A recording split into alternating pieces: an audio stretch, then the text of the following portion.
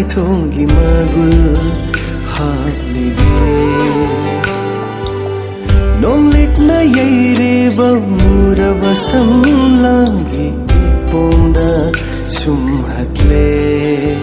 chetlaba nang aigi mari se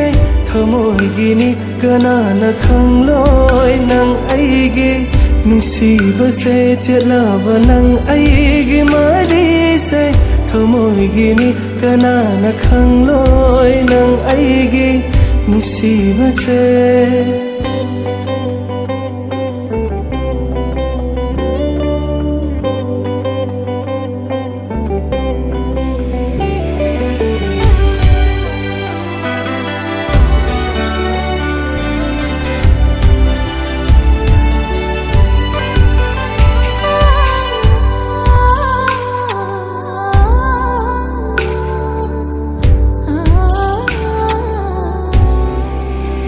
Labna khiba taraba mikup amada thaudok amana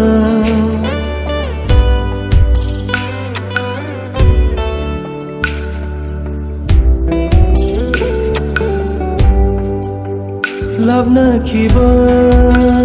taraba mikup amada thaudok amada lay hau gani thanakta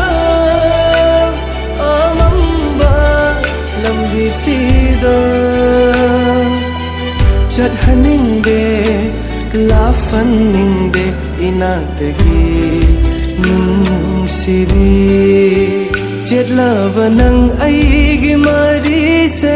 thamoi gini kanana khangloi nang aigi nungsiba se chetlaba nang aigi mari se thamoi gini kanana khangloi nang aigi nungsiba se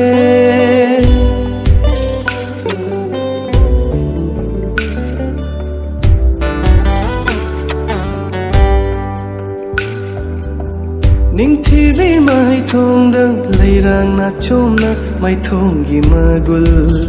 haplibe nonglik na yaire ba muraba samlangi ipomna sumhatle